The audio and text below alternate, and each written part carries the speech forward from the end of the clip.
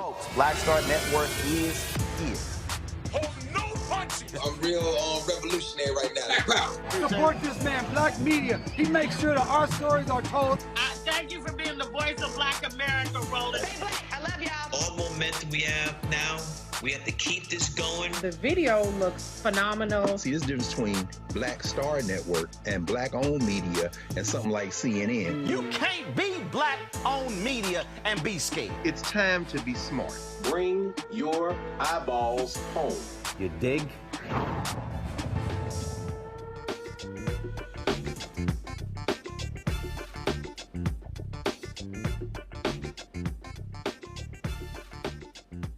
It's Monday, November 18th, 2024. I'm Dr. Omekongo Dibinga, sitting in for Roland tonight. Here's what's coming up on Roland Martin Unfiltered, streaming live on the Black Star Network. Tennessee state officials say the state's largest historically Black university is out of money. We'll tell you how much the state had to give the HBCU to keep the institution financially viable.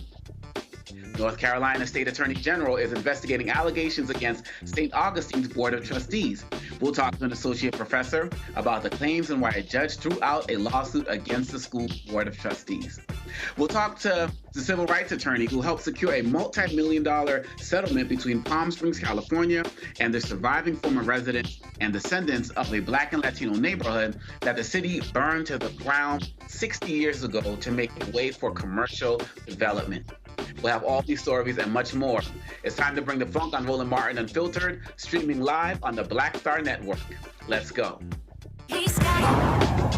Whatever the biz, he's on it.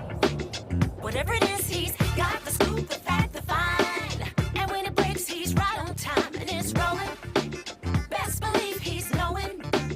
Putting it down from sports to news to politics. With entertainment just for kicks, he's rolling.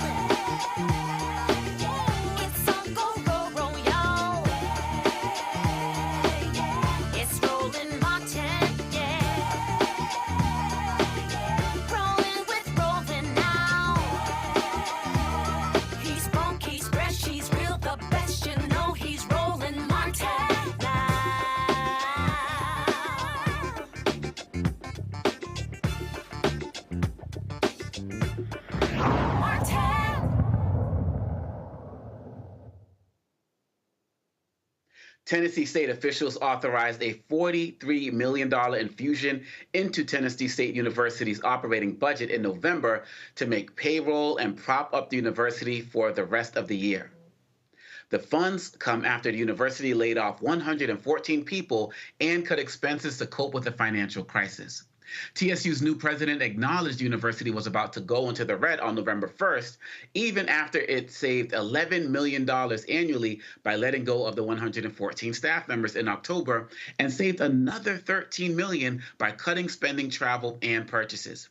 University officials also went to Washington, D.C. and met with Saudi Arabian officials at the consulate to request $7 million owed to TSU. TSU's previous Board of Trustees signed a contract to pay former President Glenda Glover at least $800,000 to serve as an advisor after she resigned on June 30th. TSU's finances have been in trouble for decades. In 2023, a federal report found that TSU had been underfunded by $2.1 billion over 30 years. A previous state study determined the university, one of two land-grant institutions in Tennessee, was shorted by $150 million to $540 million over a century. 2 years ago, lawmakers approved $250 million for improvements to the campus at the governor's request, but those funds cannot be used for housing. TSU is working on a separate dorm project. Remember, Tennessee lawmakers voted to dismantle TSU's Board of Trustees earlier this year. There's a board meeting on Thursday. We'll be following up with this and bring you any updates. But right now, I would like to bring in my panelists to start us off with tonight, Dr. Julianne Malveaux, economist and author based out of D.C. and former president of Bennett College. So, Dr. Malveaux, I mean, I got questions for days. Just take it from you, from how you're seeing this, because wow, break it down from how you see it.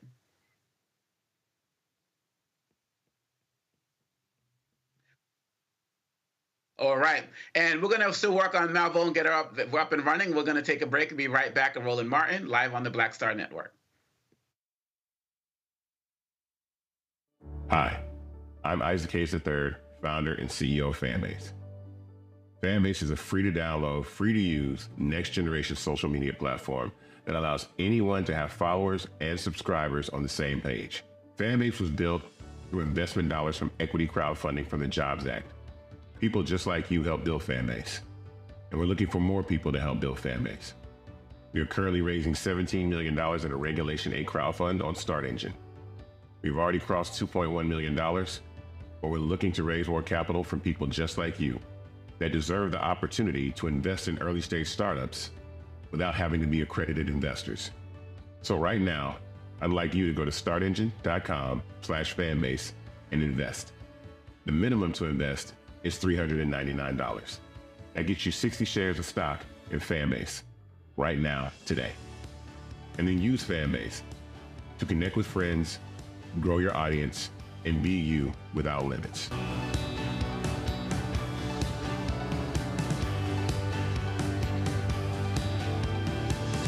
My name is Lena Charles, and I'm from Opelousas, Louisiana.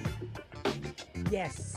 That is Zydeco capital of the world. My name is Margaret Chappelle. I'm from Dallas, Texas, representing the Urban Trivia Game. It's me, Sherry Shepard, and you know what you watch. Roland Martin on Unfiltered.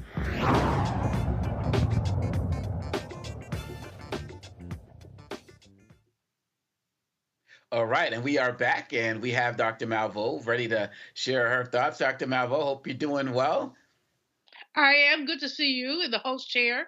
It's great to be here. So look, I just needed to lean on your expertise. What the hell is going on? Tennessee. First of all, the college has always been underfunded.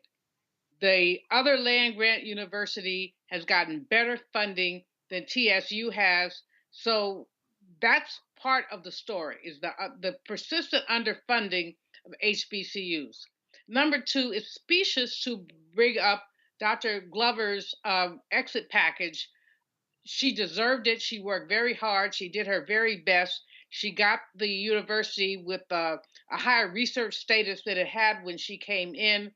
And so, to me, talking about how much money she gets or doesn't get it's hating.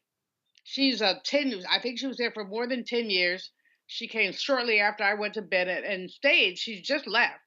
So an exit package is not unusual, and that's something that needs to be dealt with. She wasn't given a present.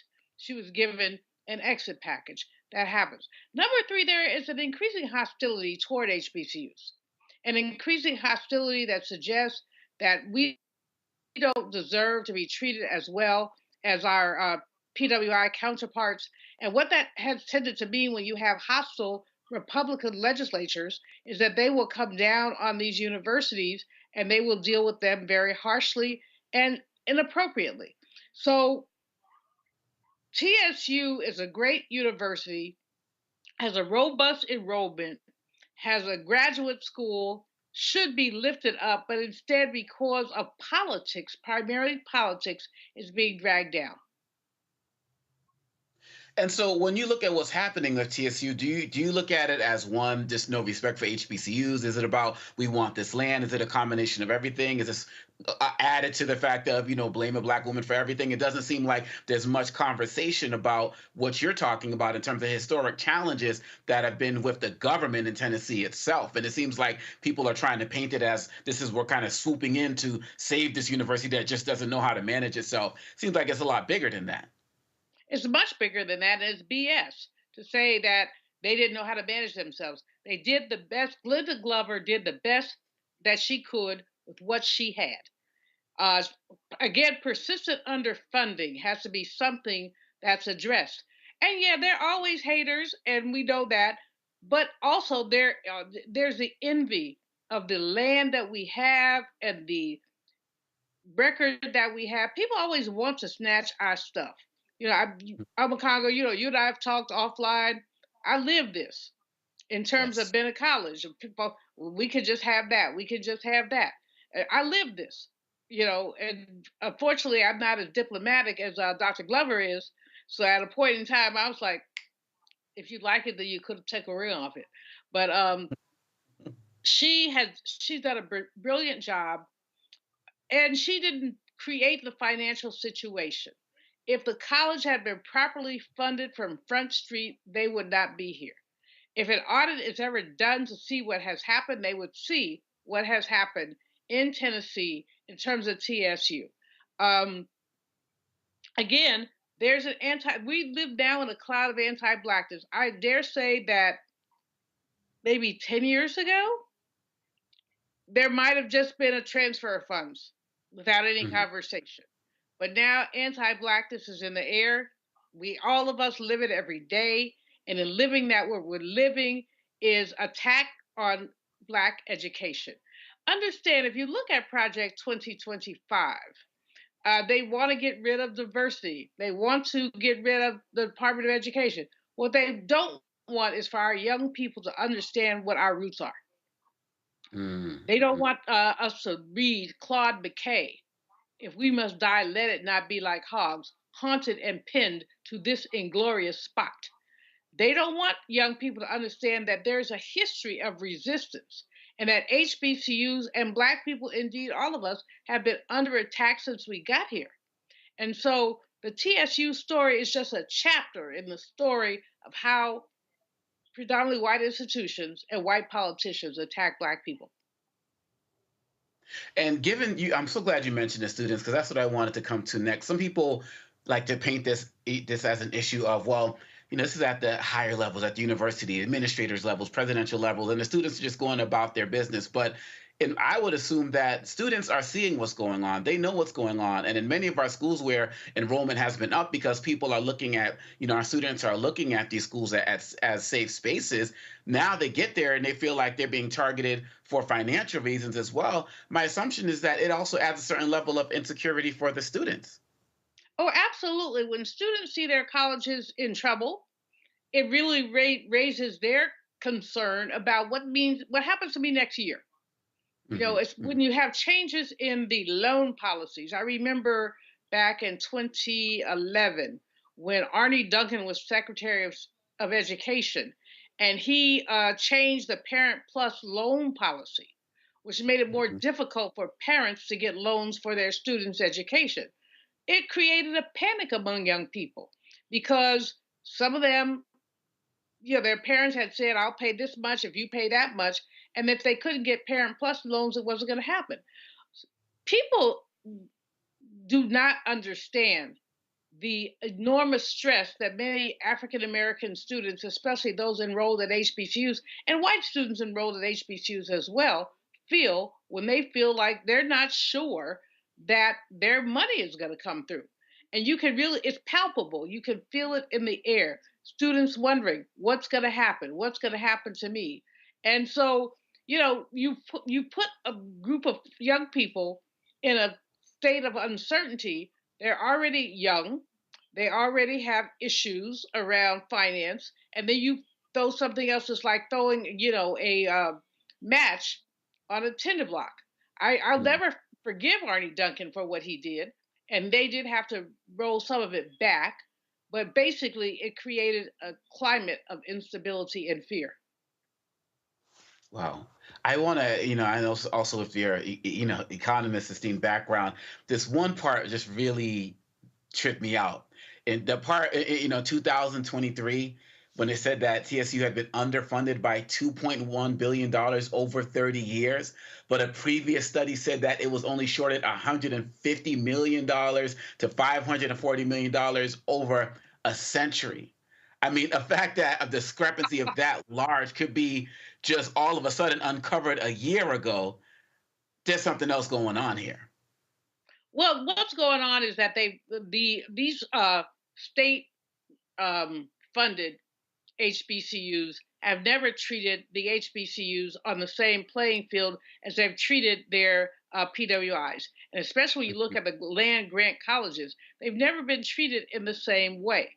And so they have to work harder to make their case for why they should be funded. Their students are never funded at the same level that PWI students are funded. I mean, Ray Charles could see through that. Congo, you know that. Ray Charles could see through that. Or Stevie Wonder. Well, any one of our blind brothers is. What is the problem here? The problem here is Black self-determination. TSU has been a great university, done great work, produced great scholars, but it has been a university that has had to fight for every penny. If you look at the same area, look at Fisk University, which is a private, so they don't have public funding. They have been consistently dissed. Even when they did qualify for state funds, they didn't always get them. You know, lynching culture, don't let me get started today, but lynching culture, you could do whatever you want to do to Black people and basically have no consequences. And so part of that is the underfunding of our schools. The financial crisis is a crisis that was made by white supremacy. It's not a crisis of mismanagement. If you went back through and audited those books, you will not find mismanagement. You will not find profligate spending. What you will find is a very careful stewardship of the few funds that are available there. So I don't know what to say. When I read about this, I was just flabbergasted because Dr. Glover is a friend and a colleague, and I think she's done a brilliant job. But I think when she resigned because she'd had enough of white people and their nonsense. Had enough of a state governing board, which, when it tilted Republican, decided that TSU had assets that they could take. And so when you then turn this college into something that's a financial crisis, well, gee, we have to take it over. And we know about Tennessee. We know about the two young brothers there in the legislature, one of whom I believe is a TSU alum, who have stood up and said, challenging the State Board of Education, which has gone in there with a bunch of falsehoods, to attempt to take over some of those assets. Understand, if they didn't have any assets, or let me get real ghetto, if they had no assets, their would not be up in this. I'm trying to be clean, but there are valuable aspects to that university that some would like to take over. So we thank you, Roland, thank you, Congo, for lifting this up, because we got to fasten our seatbelts. The new president and his people want to eliminate the Department of Education, which is a source of funds for many of our HBCUs. So what are they saying and what are they doing? And this is a problem. I want to bring in Eljoy Williams, a political strategist and host producer of Sunday Civics out of Brooklyn, New York. I'm such a fan of your work. Great. I'm such a fan of your work, I must say, to start with. And I want to get your take on, when you look at this, some people want to look at this HBCU situation, or this is just a school thing, this is just an education. But with the work that you do on Sunday Civics, is kind of what we've been talking about now. What are your thoughts on the fact when people just say, actually, if you realize this is all political? Well, everything is political. And as Dr. Malveaux has already mentioned, there are valuable assets that we have to pay attention to, of why are people trying to take control over whether it's university space, whether it's our other institutions in our community, is to ask those questions. What is at stake? What do we lose? And what are people trying to gain for themselves? And so with anything, as you know, as a listener of the show, is getting to the root of what the issue is, who the decision makers are, is really important, and shining a light on these issues, because quite often these happen and we're talking about it after the fact.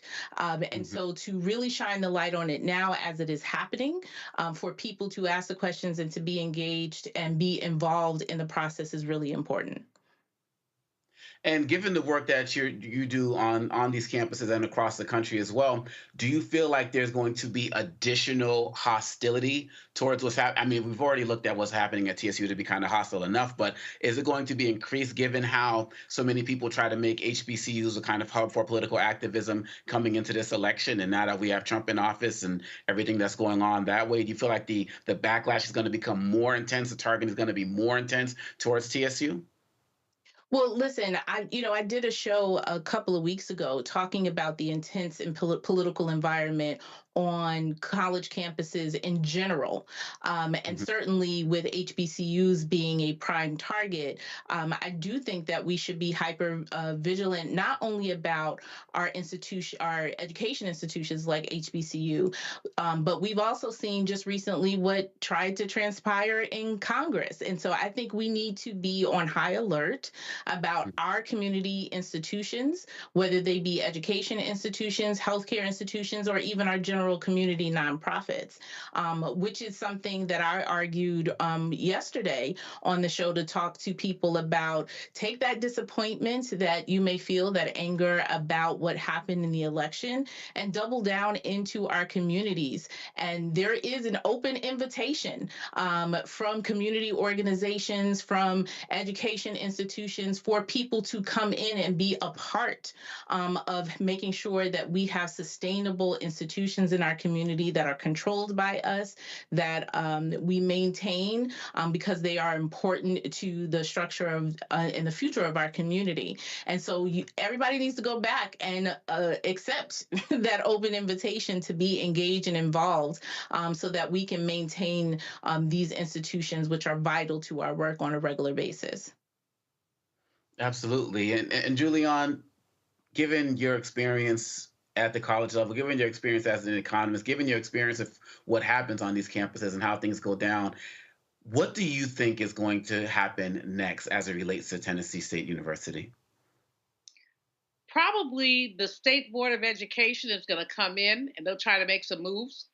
People politically need to be ready for that and be ready to fight back. But that's the next step, is that the State Board of Education is saying that the college is unstable. I think the least of their concerns should be Dr. Glover's exit package. Everybody gets one. I got one. It wasn't $800,000, but whatever. I didn't work for 10 years. But that's customary in higher education, that someone would get an exit package. Focusing on that as opposed to focusing on the ways that the state of Tennessee has systematically underfunded Tennessee State is really what needs to happen. But I do think that the State Board of Education will make some moves. As we know, about a year ago, the governor switched up who was on the state board, taking some people off who were more friendly to TSU and basically stacking it with Republican anti-Black folks. And so TSU alums and others need, and all of us really, need to listen to the clarion call and push back. But it's very likely that there will be some administrative changes depending on who is on the education committee of the legislature. It could go through or not. It is a blow to HBCU land and HBCU focus. It is a blow. But at the same time, we know that we do not roll over and play dead. We fight. We fight. We fight. And there are tens of thousands of TSU alums of both parties who can make a difference. This is going to require activism. This is going to require pushback. And so take that thing from up under me over Congo about paying the former president $800,000. That's not the issue. That is truly not the issue. The system worked there for more than 10 years. And most people have that in their contract. The issue is how the state of Tennessee has been systematically underfunding this university and then standing back. It's like you lit a match, you stand back, oh, how do we get a fire? Well, dude, you lit the match. And they've been lighting the match on Black education ever since we had this state land grant university that a brilliant sister had lifted up and gotten accreditations that they didn't ever have before. Well, we are definitely going to be keeping an eye on this on Roland Martin Unfiltered and the Black Star Network. And we just have to make sure that we're telling the story because, once again, we're not seeing this anywhere else. So we're going to be back with more Roland Martin Unfiltered on the Black Star Network right here with Roland Martin on the Black Star Network. Let's go. Hatred on the streets, a horrific scene, a white nationalist rally that descended into deadly violence. White people are losing their damn minds. As an angry pro-Trump mob storms the U.S. Capitol, we've seen shooting. We're about to see the rise of what I call white minority resistance. We have seen white folks in this country who simply cannot tolerate black folks voting. I think what we're seeing is the inevitable result of violent denial. This is part of American history. Every time that people of color have made progress, whether real or symbolic, there has been what Carol Anderson at Emory University calls white rage as a backlash. This is the rise of the Proud Boys and the Boogaloo Boys. America, there's going to be more of this. Here's all the Proud Boys, guys. This country is getting increasingly racist in its behaviors and its attitudes because of the fear of white people. The fear that they're taking our jobs, they're taking our resources, they're taking our women. This is white fear.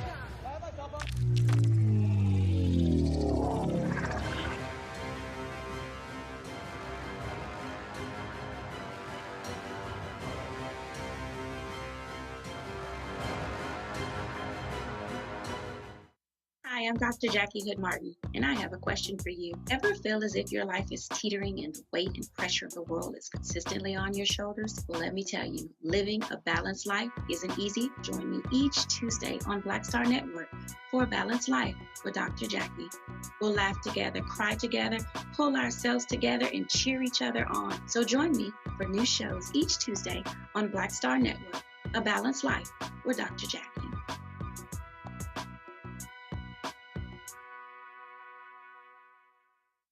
Hello, I'm Jamia Pugh. I am from Coatesville, Pennsylvania, just an hour right outside of Philadelphia. My name is Jasmine Pugh. I'm also from Coatesville, Pennsylvania. You are watching Roland Martin Unfiltered. Stay right here.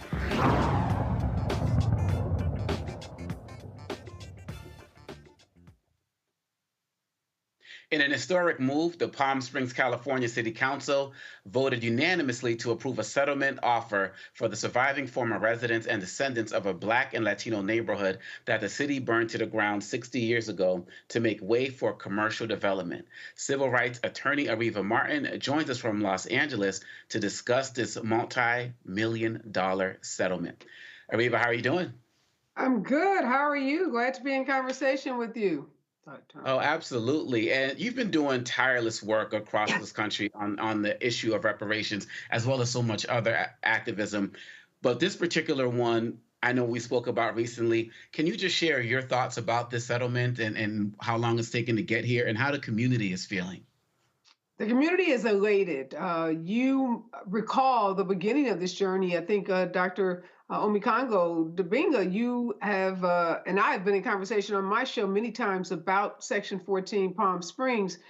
This was a community that was really forgotten about. It was written out of the history of Palm Springs. Many people don't even know that they're African Americans and Latinos that were early settlers in Palm Springs. Many Black folks moving from the South to escape the Jim Crow era of the South, looking for the American dream, came into Palm Springs and helped to provide the labor that was needed to build this city into the desert oasis that it is today. They also provided the workforce for the rich and famous that made Palm Springs their playground. They were the cooks, the nannies, the chefs, the drivers, and all of the staff that's needed to support the Hollywood types from Lucille Ball to Frank Sinatra to Gene Autry. And when the city no longer wanted that community in its downtown, wanted to capitalize on some changes in federal law that would allow the indigenous tribe that owned the land, Section 14, to have extended leases on the land, the city pretty much hatched a plan to remove this community, to burn it down, to demolish it.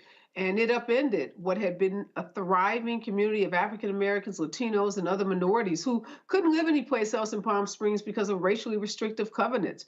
And it's important to note that there were many, many activists throughout the last 6 decades that tried to get recognition for the contributions of these men and women, tried to get the city to acknowledge their humanity and their dignity, and all of those efforts failed. So when you think about the decades-old struggle that has been the history of this journey, and to think that this movement, led primarily by seniors in their 70s and 80s, what they were able to accomplish with this agreement with the city in a 5-0 vote is quite remarkable.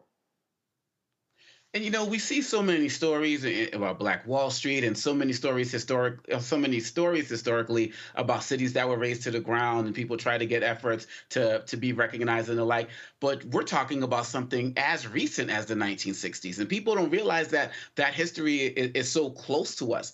How does it feel when you see that people are actually getting this acknowledgement when other parts of the country, say with our two remaining survivors of Black Wall Street, they're still not getting the type of respect and recognition that they deserve? Is it a bittersweet type of situation? Do we continue to use this as motivation to keep push forward? How are you seeing that?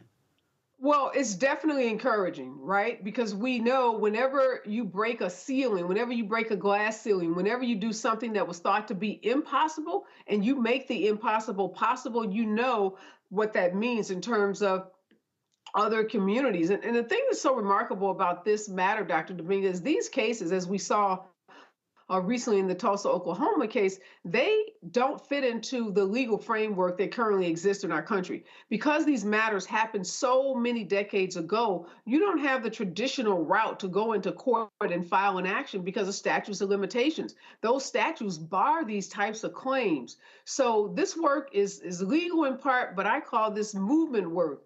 And the lawyers and the activists that are on the front line, like myself, doing this work, understand that this is a collective body of work, a collective body of people that have to come together to move this work forward. And yes, I wish there was a different outcome in Tulsa, but I'm encouraged. They have a new mayor in that city. And I'm encouraged by some of the local efforts we've seen all around the country. And one more question before I turn it over to the panel. It seems like after the fees and everything comes down, it's going to come out to about $4,000 per individual. And many people who are involved in this.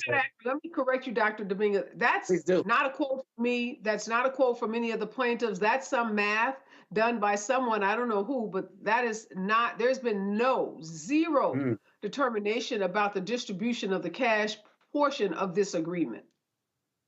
And so that even makes my question even more important, because it seems at the end of the day that regardless of how much they resolve it for, it's really about something deeper than that.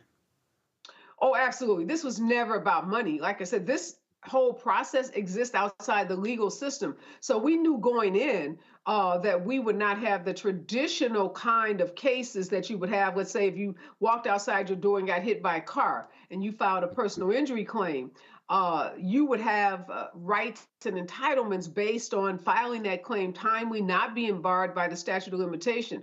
My clients took a year to find a lawyer. They called law firm after law firm, lawyer after lawyer, and they kept getting no, because the lawyers don't take cases that happened 60 years ago because you can't get recovery for those kinds of cases. And most of the clients don't have the financial wherewithal to pay the attorney along the way. So we knew that this was not going to be about money. This was always about recognition. It was always about building back a community that had been decimated by this racial atrocity. It was about forcing the city to recognize, acknowledge, and honor the humanity and the dignity of this community. So for us, the $6 million or so restitution is like $600 million, because that's how against the odds this case was in terms of getting a dime. I mean, going into this, there was no real legal framework for us to make a financial recovery. So that makes the victory even more significant. And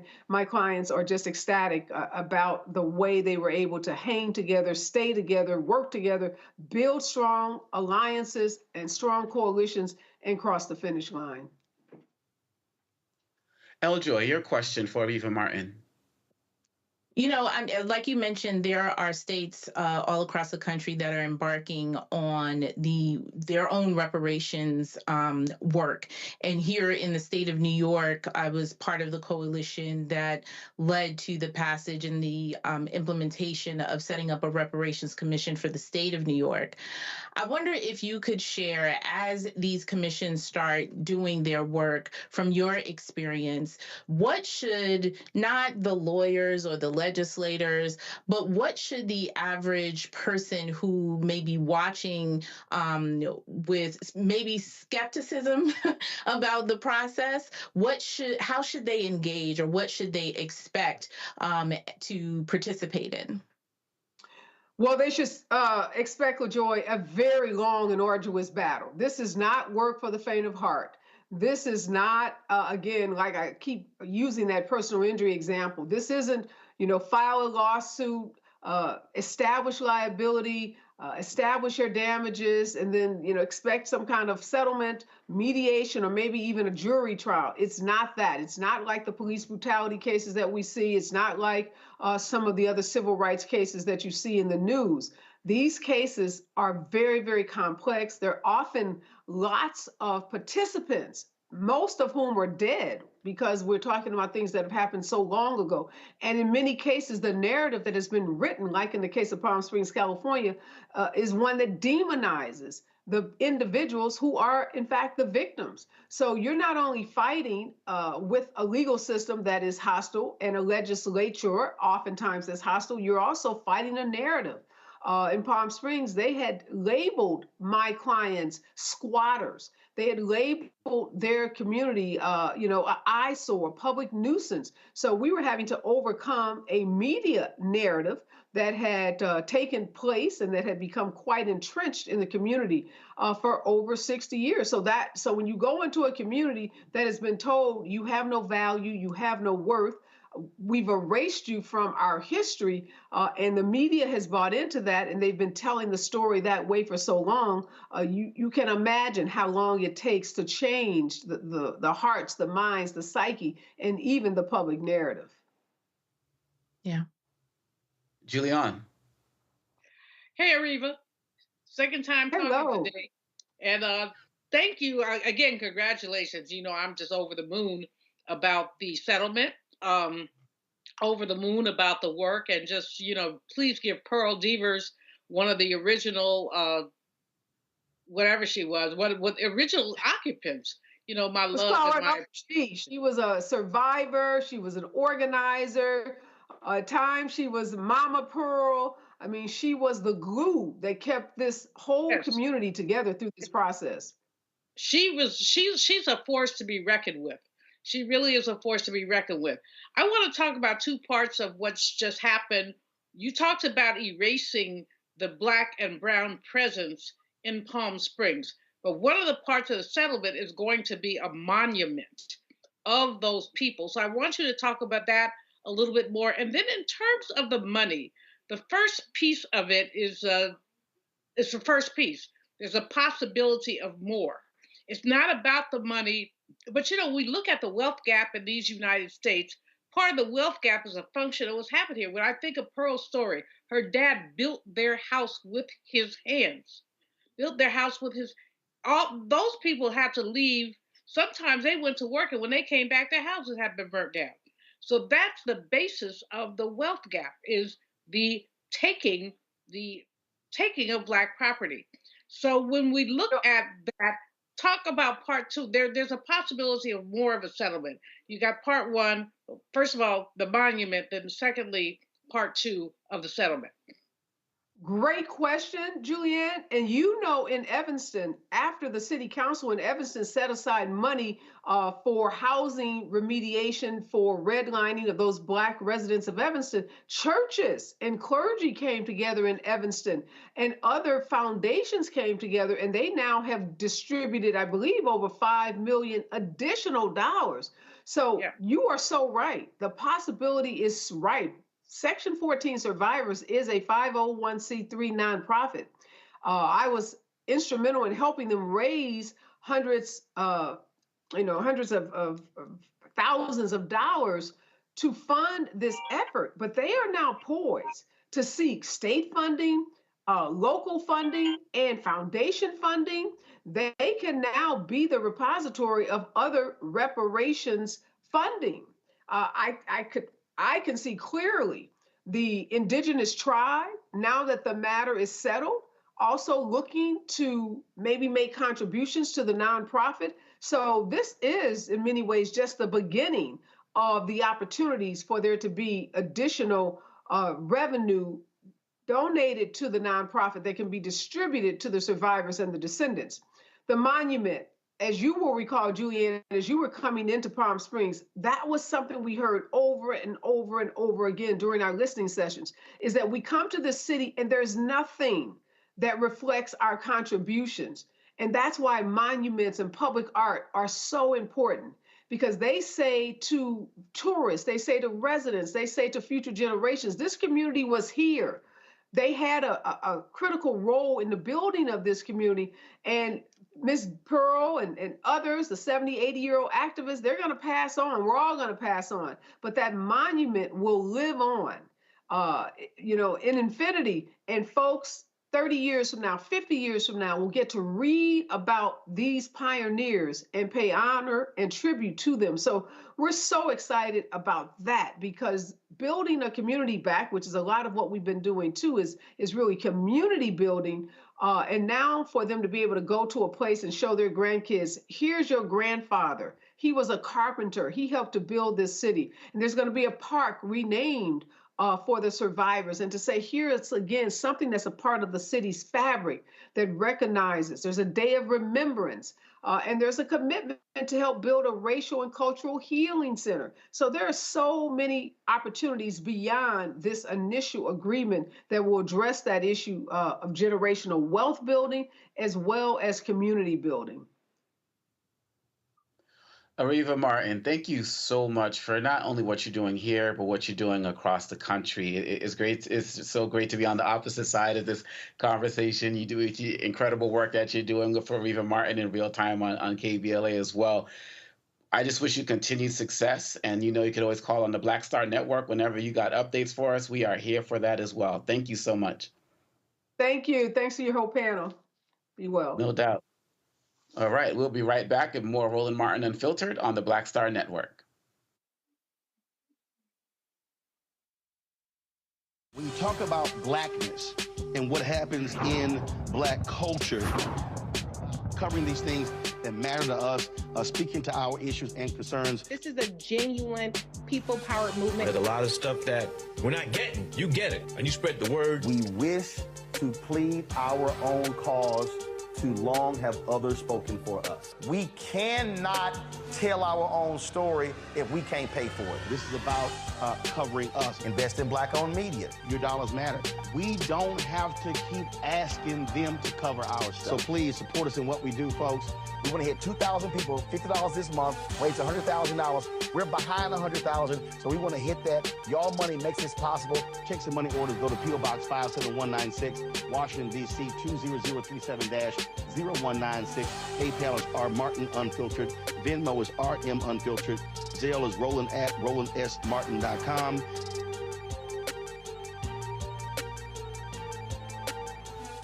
What's up, y'all? Look, Fanbase is more than a platform. It's a movement to empower creators, offering a unique opportunity for everyday people to invest in Black-owned tech, infrastructure, and help shape the future of social media. Investing in technology is essential for creating long-term wealth and influence in the digital age. The Black community must not only consume tech, we must own it. Discover how equity crowdfunding can serve as a powerful tool for funding Black businesses, allowing entrepreneurs to raise capital directly through their community through the Jobs Act.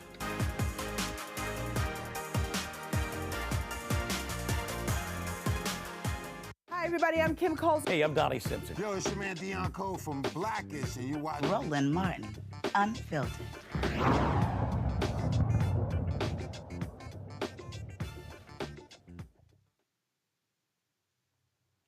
The family of a Black Las Vegas man killed by police after calling for help during a home invasion wants the cop who pulled the trigger charged. On Tuesday, November 12th, 43-year-old Brandon Durham called 911 to report that two people were shooting into his home, where he lived with his 15-year-old daughter, and they were attempting to break in. Durham later told 911 dispatchers that the suspects had entered his residence and he planned to lock himself in the bathroom. This happened when the 3 Las Vegas Metropolitan Police officers responded to the scene and kicked the door open to Durham's home. Before we show you the video, we want to warn you it is disturbing. Now is the time for you to turn away. Medium build, red beanie, wearing a black sweatshirt and dark colored pants.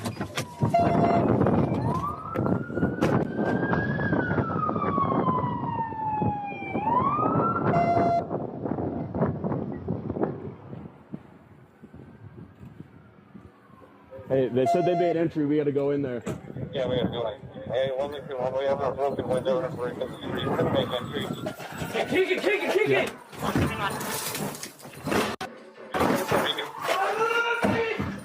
Metro Police! Metro Police!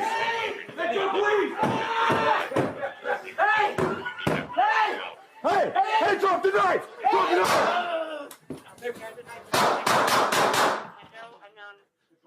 Put your hands up! Civil rights attorney Lee Merritt said this about the incident during today's news conference.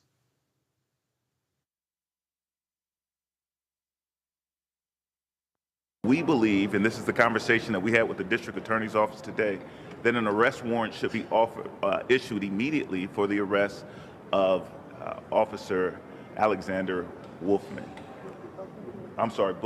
of Officer Alexander Bookman. Today earlier, the assailant, the suspect who had entered the home illegally, was supposed to be arraigned and refused to come down for arraignment.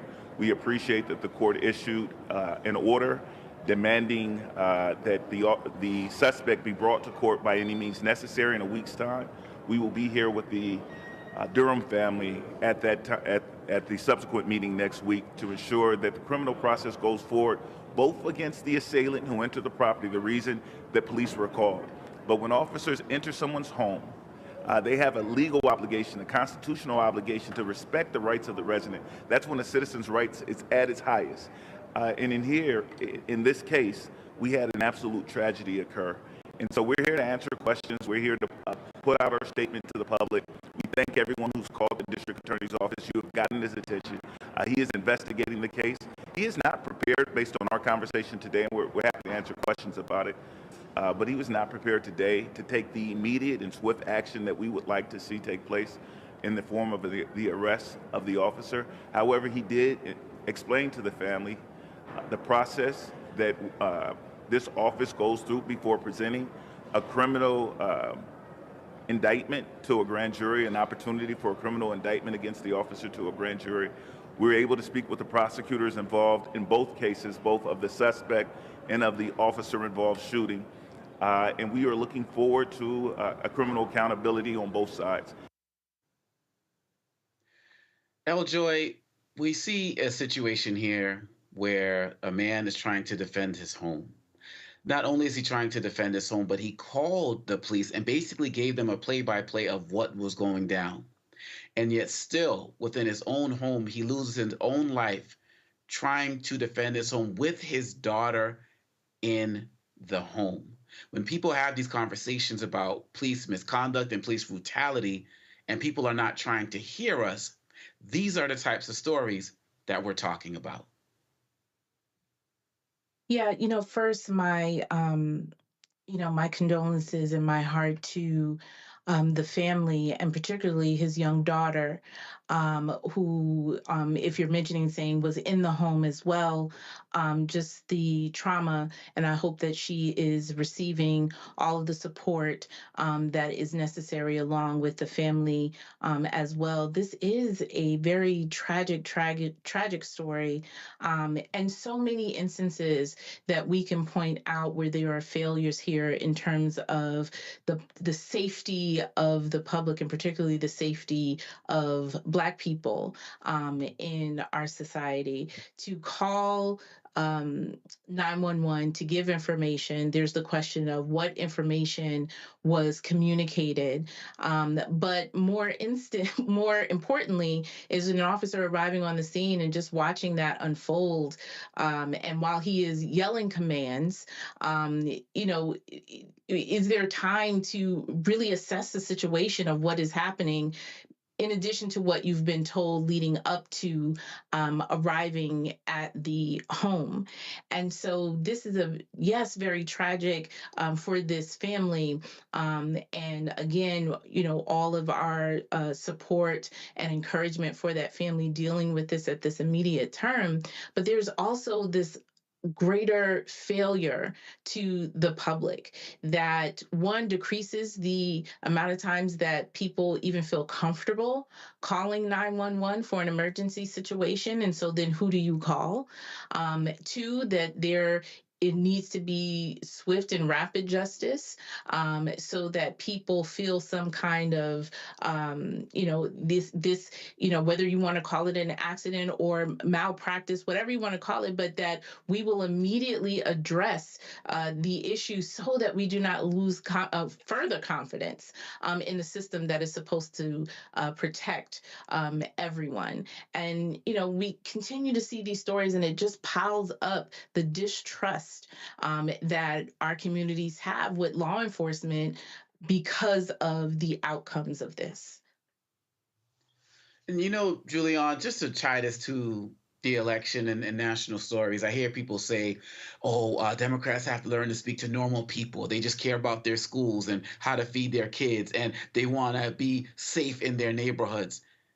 But they never talk about who in our communities many of us feel the need to be safe from, to be protected from. They just talk about, we just need the police on the streets, but they never add the part that for us, simple occurrences to major issues like this can lead to our dying. Let me exhale for just a moment. I mean, this whole story is so jarring. First of all, the man called the police, which means he had enough faith in the police to call the police, to think that they would make a difference. He said, I'm going to be in my bathroom, locked in. He said, my child is here with me. What part of that did they not understand? So they come and they kill him, and they have excuses, and they always have excuses, but they have excuses. It was an accident. It didn't happen. Over Congo, we have seen so many of these stories. It's like, what do the kids say? Something about rewind. I forget what they say. But anyway, something about, let's just do it again. We're going to do it again. And they're going to do it again. The issue, when you connect this back to the election, is you're having two kinds of people who hear public safety in two different ways. So you have a whole bunch of white folks who are grabbing their pearls and talking about they're afraid of whatever. And you have a whole bunch of Black people who not grabbing their pearls because we've never grabbed our pearls. What we've been saying is we just want the same kind of protection that others have. We want safety. We want the opportunity. And there are so many Black people who are afraid to call the police because when we do, the results are not always good. You call on a mentally ill relative who's showing out, they did. You call on, I have a friend who unfortunately was in a battering situation. She didn't want to call the police on her boo, but I told her, I said, you know what? This bro needs to be stopped. He got shot in front of her. She didn't want him shot. She just wanted him removed from the property. And that's what she said, is remove him from the property. So many of us do not trust the police because the police do not think that we're human beings. See, it breaks all the way down to that. When you talk about some of the cases we've talked about on this program, somebody being beaten because they ran a light, beaten darn near to death because they ran a light. You know, it's like body blows every time it happens.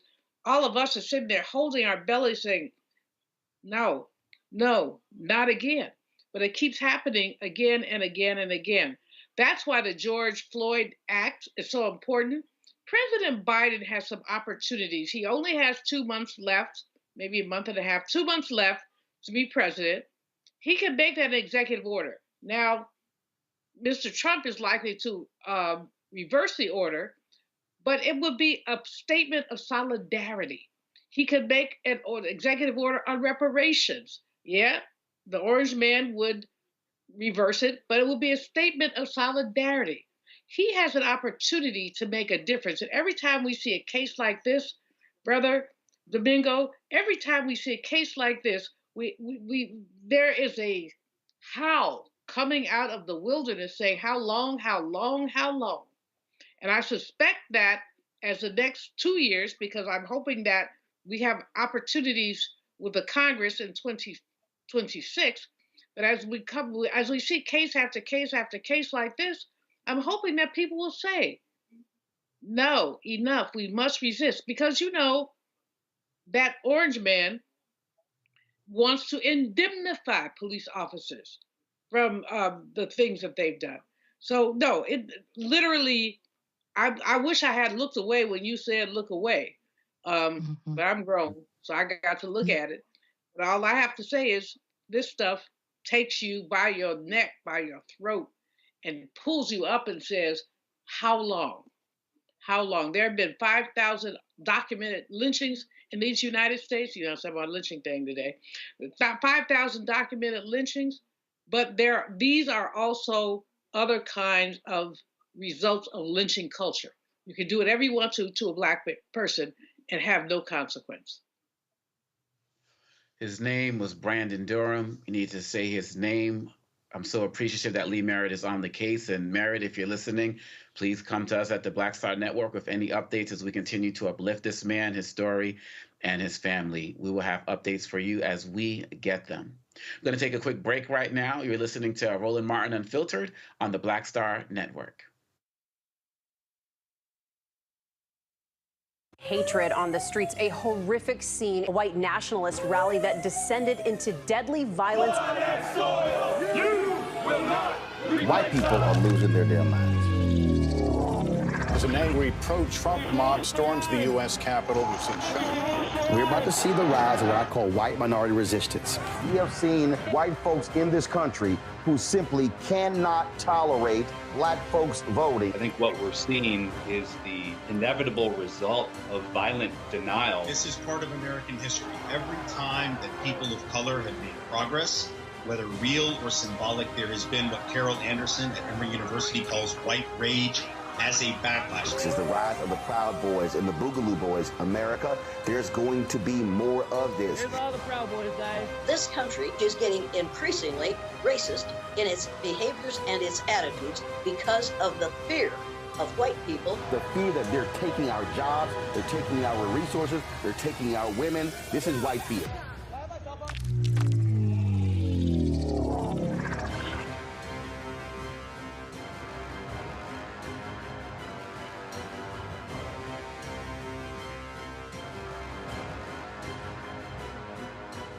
Hi, I'm Dr. Jackie Hood Martin, and I have a question for you. Ever feel as if your life is teetering and the weight and pressure of the world is consistently on your shoulders? Well, let me tell you, living a balanced life isn't easy. Join me each Tuesday on Black Star Network for a Balanced Life with Dr. Jackie.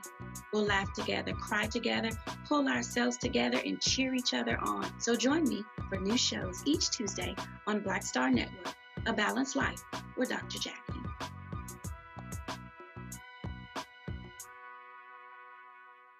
I'm Russell L. Honoré, Lieutenant General, United States Army, retired, and you're watching Roland Martin Unfiltered.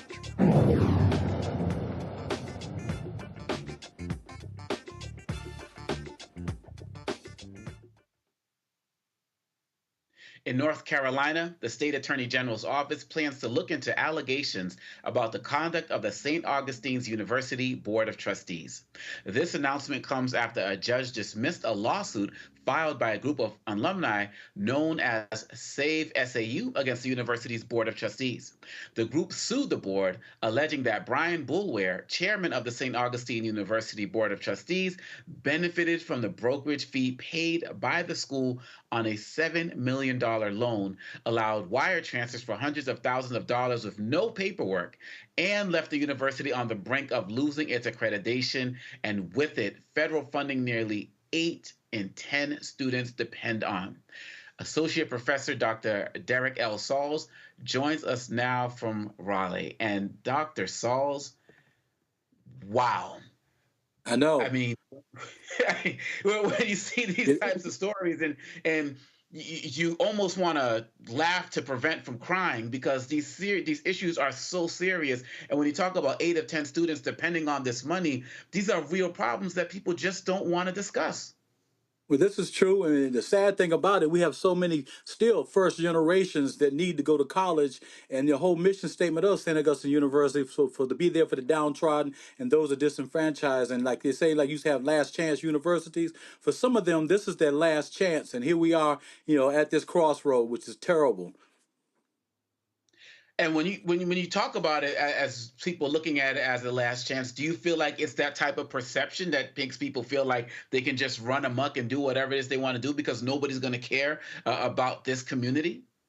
I think it's indicative of our society now, where what has happened is that, you think about it. Back in the day, 30, 40, maybe 50 years ago, parents, who would never, even finish high school took their children to HBCUs. And when they dropped them off, they told the teachers that, hey, look, I've taken my children as far as I could go. I'm giving them to you. So now that you can take them to that next level, and, give them the opportunities in which I never had. And that was specifically, especially here in North Carolina with the cadre of HBCUs that we have here, that it was just impressive that how people knew that their children had to get just maybe 300 years away from the really captivity aspect of it, and then almost 100 years away from slavery. Now we have a chance to get to another level in life, and now we have our knees cut, our feet cut up from all the way up from the feet all the way up to the knees is cut off, and all we're doing is dangling now, waiting for something else to happen.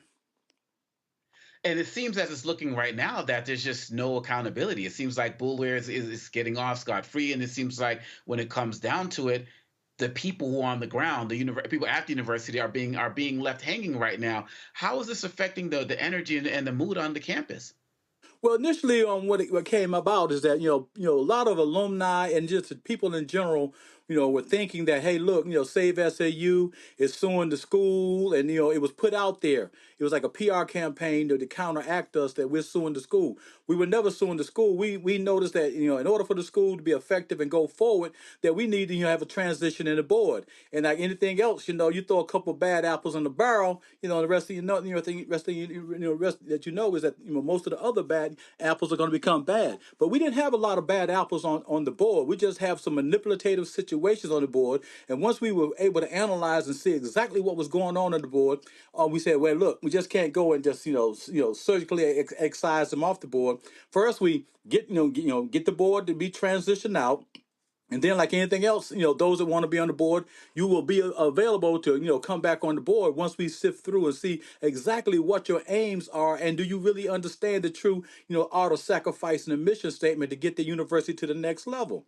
But we ended up at a point where we had just basically go to court, and the court threw it out because they said we didn't have good standing, because we found out that this board of trustees basically had a total autonomy, where they had initially about 100 and some pages of bylaws for the board, and now it's whittled down to about 30 pages. If you really go and you dig deep within that, you will see where basically they were maneuvering to get to a point where, with this total autonomy, they could pretty much do what they want to do. And when we went to court, they said that we needed somebody who was on the board to bring this suit forward because they was, that person could come forth and say, hey, look, I was on the board and I was injured. So that way we would have standing.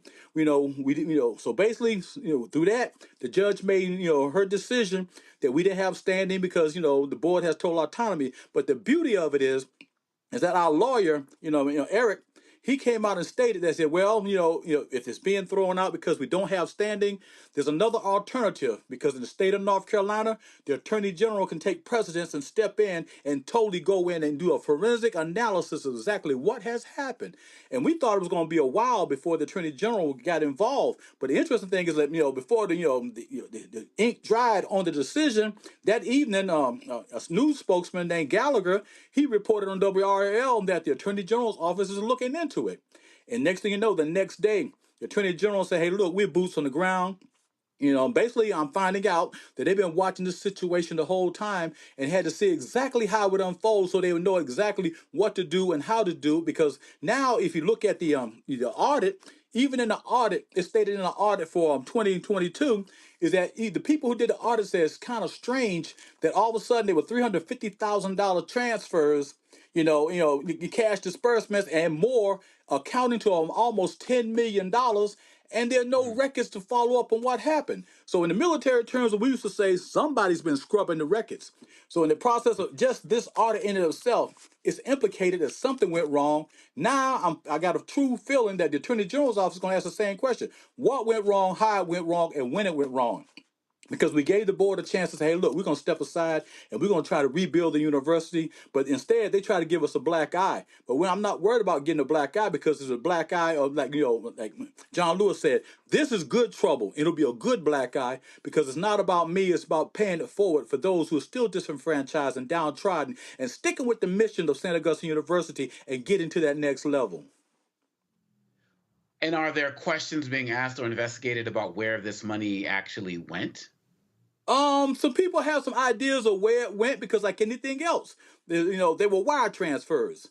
And even though sometimes people think they get off, wire transfers, forensic, investigation, it can find out where it was sent, how it was sent, and when it was sent. And seeing that the Attorney General office is involved in this now, there's only so many things that I can say and others can say. We have to sit back and wait and see what happens when the next shoe drops. But we know when it drops, it's going to drop heavy. It's just one of those things that, there are some things that are there. And that's all I can say at this point in time. There's some things that are there, and it's more than just a smoking gun. Some bullets had struck because of the process of striking. What has happened with the predatory loan situation coming in there, and still, there's been, there are faculty that haven't gotten paid, the staff that hasn't gotten paid. Wow. And so where do you stand as it relates to the threat of potentially losing accreditation? Because obviously that's a major part of this as well. Are you fearful of that? Is this something that's going to happen much later down the road in terms of when this will actually be taken up? Where does the accreditation part of this stand? See, what people got to understand, that when all of a sudden, the SACS reversed their decision, they only reversed their decision until they had a chance to come back on campus and totally review the fiduciary management on campus. And now the first week of December, SACS is going to meet and say, okay, the Saint Augustine University do what they're supposed to do, for the accreditation to stay in place.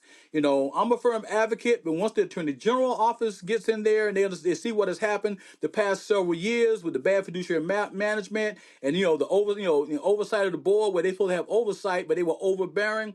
I think that at that point in time, SACS is going to be in a position where they say, hey, look, the university academically was strong, because I taught at the university and I was there, boots on the ground. And there are great students that have come out of there and doing great things. They're going to say, hey, look, this is my hope. And, as I go forward, the SACS COC will look at it and say, hey, look, the university, academically strong. We went in there looking at fiduciary management because, Everett Ward had gotten them off SACS probation. Okay. And now, once Everett Ward got them off SACS probation, then they come in on March 26th, 2020, and tell Everett Ward, we don't need you anymore. It's time for you to go. The Board of Trustees. Why would you get rid of a man who built a bridge with the Episcopalian Church, got them back actively involved, and got a university finally get into a firm foundation financially, and then you tell him to leave? So now I'm looking at the chess game, and in the process of looking at the chess game, hopefully SACS will look at this chess game and say, hey, look, the people who were good-hearted there, the faculty and staff and administration who had good hearts that were there, were trying to make things happen. There was a chess game going on that they did not know about, and they were being maneuvered. And put in different situations, and also information was shielded from them, and sometimes they were given bad information to make others look like they were enemies. But no, they weren't the enemies. It was the fact that the chess game, and St. Augustine's is in checkmate right now. So now in December we're going to find out what was SACS going to say. But the aspect I'm thinking, if the Attorney General comes in, does its investigation, and say, hey, look, we telling the board the board needs to be reconstituted, and if the board's reconstituted, I'm praying that SACS will will look at that and says, okay, we know it's going to take 3 years for any university got to have 3 years financial records. So I'm praying that SACS COC will say, okay, the board is left, they reconstitute the board, and they got people in place to get the university back into its flagship status. As a HBCU and a university overall, because so many great people have come out of that university, they will say, okay, let's reevaluate this accreditation with St. Augustine's. Academically, it was strong. Let's give them 3 to 5 years to get back on a firm foundation. I can live with that, because I myself, even though I'm in the fourth quarter of life, I will go back there and teach. I would have no problem going back, to teach there and try to, put things back in place, that would, have been torn down since the accreditation and the loss of the students. So, with that in hand, maybe we can get to a point where SACS COC will say, well, we never made a decision like that before. But now's the time, because now's the time where people are realizing that, we do make mistakes. Things do happen. Some things are out of our control. And that was out of our control. Because the faculty and staff and administration, we fought a good fight. Even some of the presidents fought a good fight. But you could not go up against the board of trustees, because there were manipulative things going on behind the scene, and the chess game was getting played, and we didn't know that we were the pawns being used in the chess game. So now going forward, I hope, once the Attorney General makes a decision, the board's reconstituted, we get the board reconstituted, get the faith of the people back in with us, and the community back with us, and the alumni back with us. Because even with the alumni, some of them have been sitting on the fence saying, no, this can't be happening. Save SU is suing the school. No, we want to reconstitute the board. Because we put out a resolution back in January, and we have numerous signatures on that resolution where people were supporting what we were doing, because we said we want to reconstitute that board. From day one in January, we didn't say we want to sue the school, because we have people on Save SCU who have been actively involved in working in university. They were there feeding when things started going south, and vendors started walking away. The grass wasn't getting cut. The kids weren't getting no food. It was Save SAU and Falcons Unite that went on that campus, especially Falcons Unite, that did the I call the Macedonian call, where they said, hey, look, we need you, come back home. And people started donating, giving, and they were feeding kids to get them to the end of the semester, because they were very downtrodden and heartbroken. And one of the young men in Falcons Unite had a son that was there. And he's had to transfer to another school, but his daddy finished from St. Augustine's University. Him being the oldest son, he wanted to finish from St. Augustine University, but he couldn't because of the situation. And I know he's bleeding at this time, because that's catastrophic. I know if it was my son, I would be like, hey, we got a problem here. But it has to be done in the right way, because at the end of the day, it's about Save St. Augustine's University. Dr. Sauls, I'd like you to stick around. I want to sneak in a quick break and then come back with some questions for the panel, if that's okay. Okay. We'll be right back on Roland Martin Unfiltered.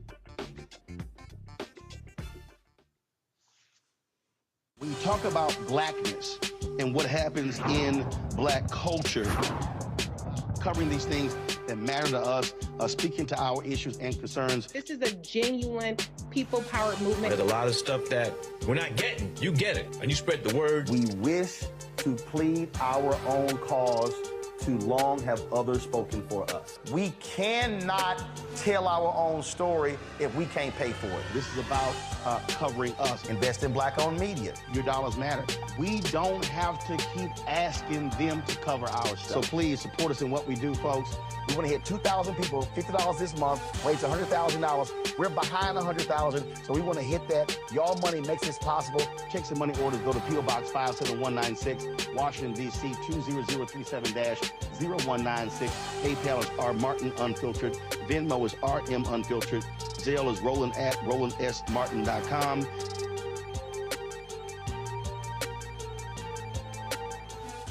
Pull up a chair, take your seat at the Black Table with me, Dr. Greg Carr, here on the Black Star Network. Every week, we'll take a deeper dive into the world we're living in. Join the conversation only on the Black Star Network. Hey, it's John Murray, the executive producer of the new Sherry Shepherd Talk Show. This is your boy, Earthquake. And you're tuned in to Roland Martin, Unfiltered.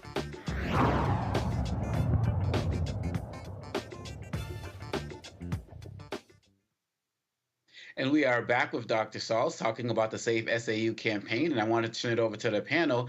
Dr. Malveaux, do you have a question for Dr. Sauls? Absolutely. Hey, bro, how you doing? I'm okay, and you? I'm good. Former North Carolina HBCU president. So okay, I feel you've been at college 2007 to 2012. Yes, I'm quite familiar with that situation too. Yes. Yes. So we were able to get our accreditation. The issue is SACS. I mean, there are many issues, but the whole accreditation piece, if you don't have accreditation, you cannot get federal student loan money. Students cannot get loans, and that becomes the crux of it. I think that SACS is an intrinsically political organization, and I think they got some racism up in there. But I just say that, I don't work there no more. But there's a racism up in there. But it also seems that in this case at St. Aug's, there are a series of internal issues that have caused this crisis that you're dealing with. The Save SAU group seems like a good group, but at the same time, you know, there's always a question of, is there another path? So I mean, Save SAU, great organization, good intentions, but does this, do we look like crabs in a barrel when this happens? Is there another way to reconstitute the board? And I do think that SACS could play a role in reconstituting the board. They could say, y'all don't have to have this board, have another one. They've done that in other universities. So just question, crabs in a barrel, is there another way? Okay, when it comes to crabs in a barrel, you know, I in particular knew there were certain people that if they were to step down from the board, I would have no problem, you know, having the whole board removed.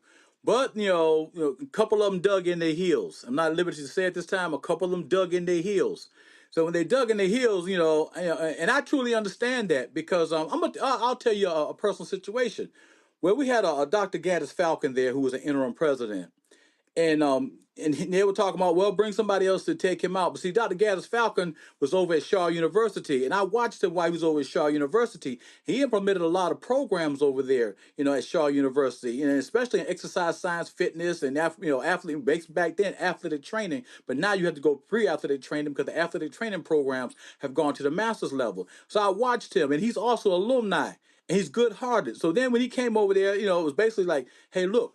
We want you to, you know, basically the board said, we want you to do a certain situation.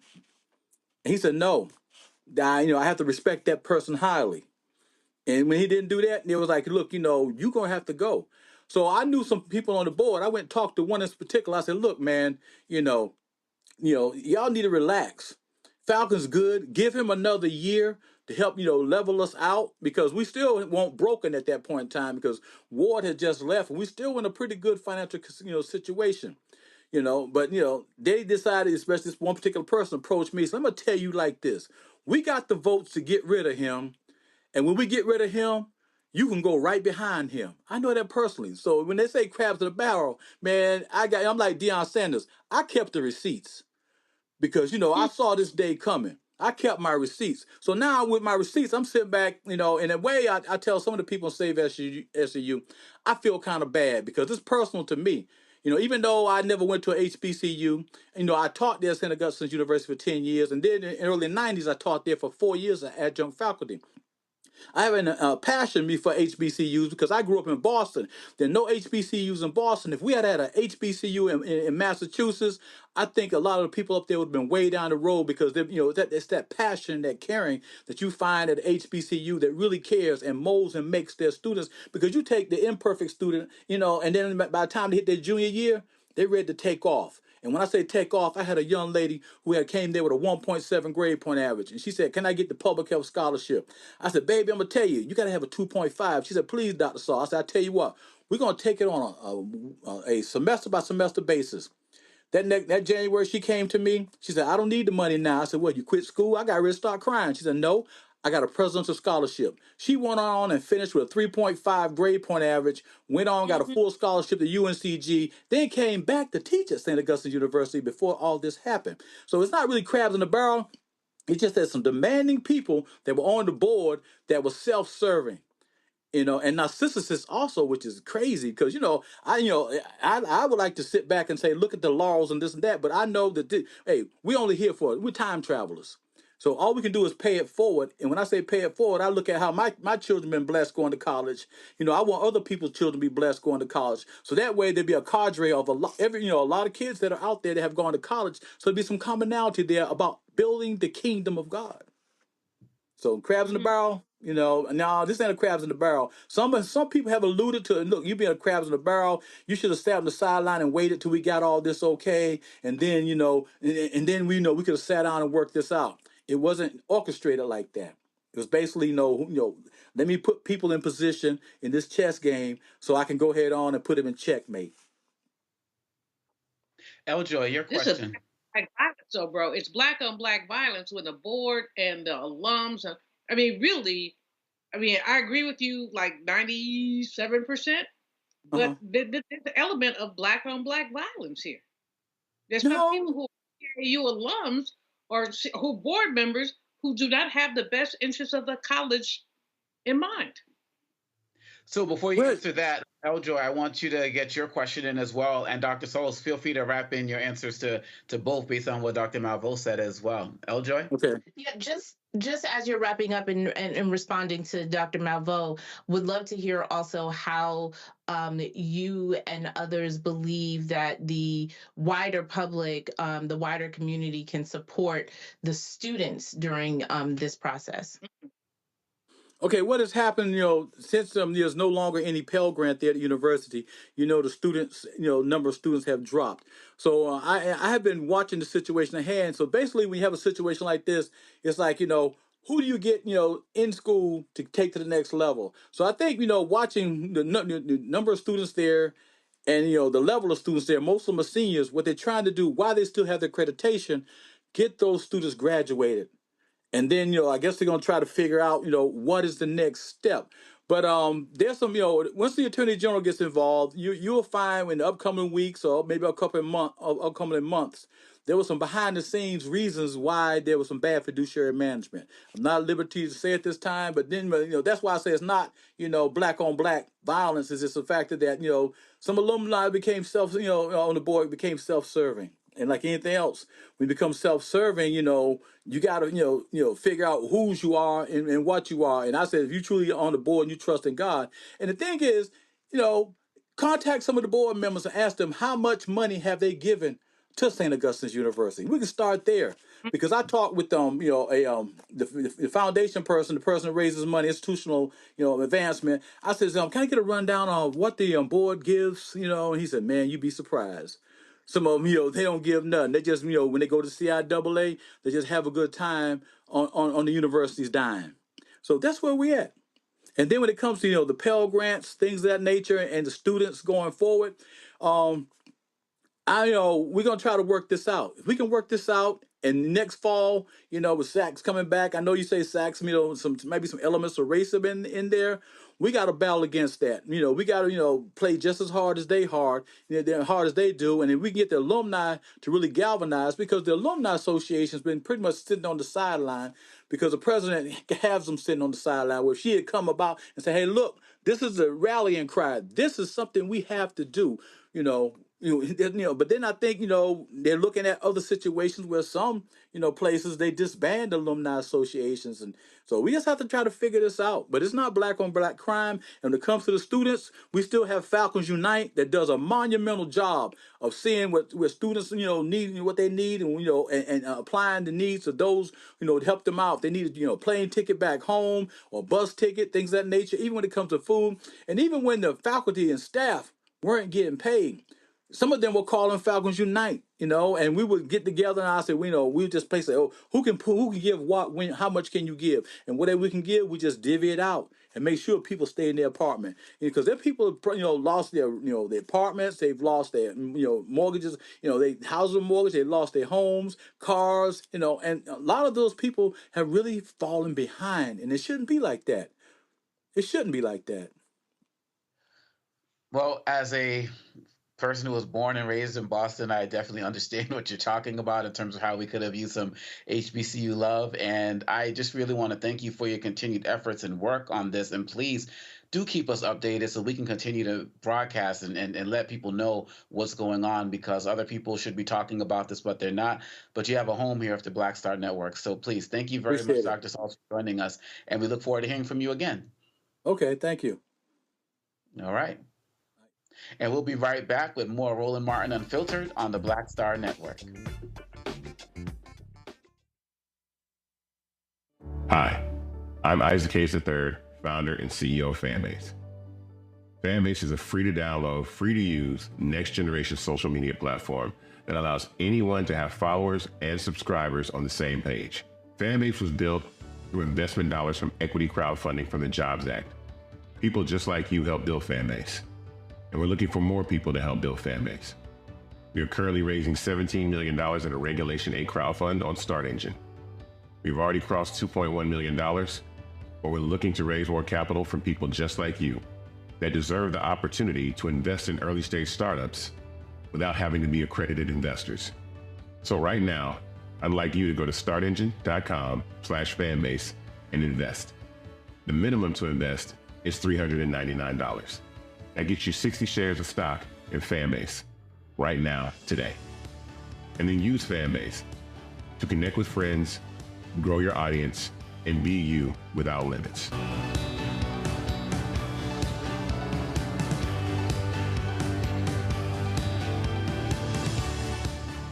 Black Star Network is here. Oh, no punch! I'm real revolutionary right now.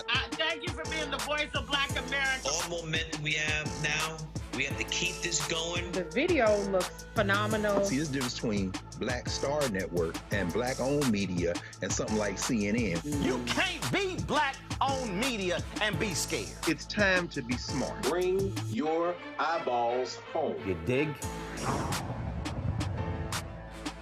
This is Essence Atkins. Mr. Love King of R&B, Raheem Devon. It's me, Sherry Shepard, and you know what you watch. You're watching Roland Martin Unfiltered.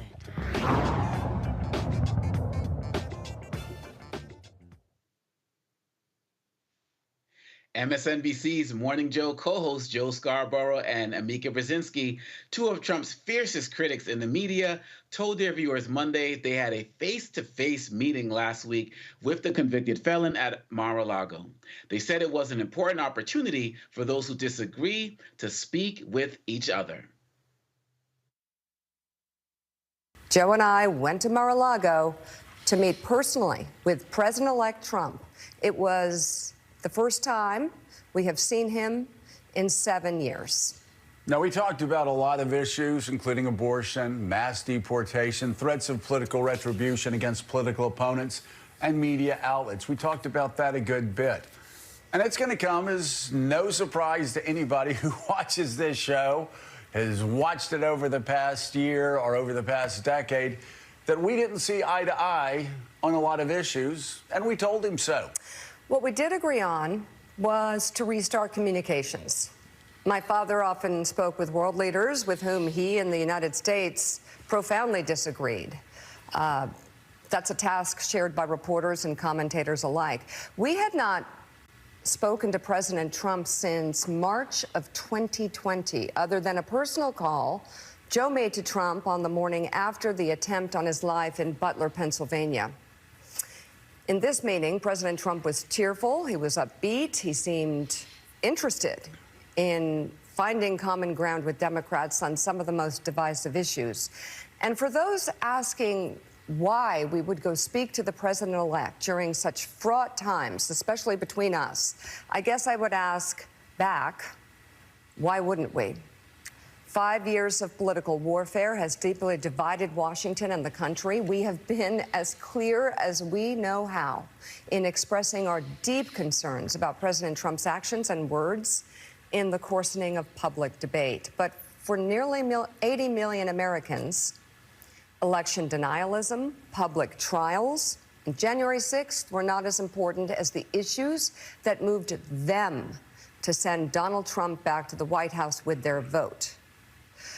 Joe and I realize it's time to do something different, and that starts with not only talking about Donald Trump, but also talking with him. Viewers voiced their disgust on social media, saying the host only met with Trump to avoid being targeted for disagreeing with him. We should also note that Trump was a man who said he knew nothing about Project 2025, for example, but also recently appointed Brendan Carr, chairman of the Federal Communications Commission. He wrote Project 2025's chapter on the FCC. Eljoy, I bring up that last point because in the work that you do in the spaces that you occupy, I know you're all about coalition building and talking to people who have diverse opinions so you can kind of build something together. But there's a difference between talking with somebody of a different political perspective versus somebody who is an outright liar and platforming him. You know, in the book on Tyranny by Tim Snyder, he talks about one of the challenges when a dictator comes into power is that the media acquiesces in advance, that people acquiesce in advance because they're afraid of basically the smoke. Am I off on this as somebody who's out there in those streets, as somebody who works to build coalition and talk to people of different opinions? Am I missing something here? No, I found out about this when the team sent it to me that we were going to discuss it today, because I've long since stopped watching cable news because of, one, the 24-hour act as if we can't talk about any other story but these three things that happens on cable news, but also these types of things. And what it read like to me, what just watching what played before me, it seems like this PR campaign that's being instituted. Don't believe anything that you've heard, even if you heard it from directly my mouth. I'm going to be a kinder, gentler, Trump in this administration. And it seems that that is the talking point that a lot of people are running with and are attempting to get in good favor so that they are not shut out. When the bottom line is that people are trying to maintain the eyeballs and therefore maintain their dollars and cents, and making sure that they are not completely shut out from engaging in this administration that would boost their numbers back up since it has been dwindling. So I am not falling for the banana in the tailpipe. I am not falling for the kinder, gentler. I am going to believe a person who stood on stages, who stands before us on a regular basis, whether that's through his social, through his words, through his actions, and tells you exactly who he is. And so he can say all the live long day that he's not familiar with Project 2025, probably because he doesn't read. However, what is clear is that those who came up with it are familiar with him, and they are familiar enough to seek power and be in charge of institutions that they are deliberately wanting to be appointed to in order to destroy. So I would say to folks, and I've said to my membership and I say to others, believe people when they tell you who they are. And out of his own mouth, he has repeatedly told us that. And certainly other people who have clear agendas of dismantling a number of our democratic institutions, they know who he is and know how they can move their agendas forward. And that's what we need to pay attention to, not the PR stunt and the PR campaign, and for other people who are concerned about their own pockets and not the American people. Yes, and Julian, one of the things I find interesting is that they talk about, and look, in my work, in the work that I do in my DEI spaces, my whole thing is about finding common ground, but it's about people who want to actually find the common ground. When I see these conversations about we need to learn how to talk to each other and so on and so forth, these guys have no interest in talking to us. It's always a matter of us having to go to them. And so when I look at this looks at a situation like it could be the exact same thing. It's like Trump won, everybody come to me now, even though I don't really give a damn about y'all anyway. How do you see this? First of all, I remember when Mr. Trump said some really ugly things about Mika. She was bleeding from wherever, and just really distasteful things. I don't see how she, with a straight face, could have and pulling her daddy in there was like lowball. But I don't see how, with a straight face, after someone has denigrated her that way, to go and talk with him, and her husband also going to talk to him.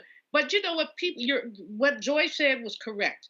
People are trying to make sure that they're not cut out of the access. This is predatory capitalism at its best.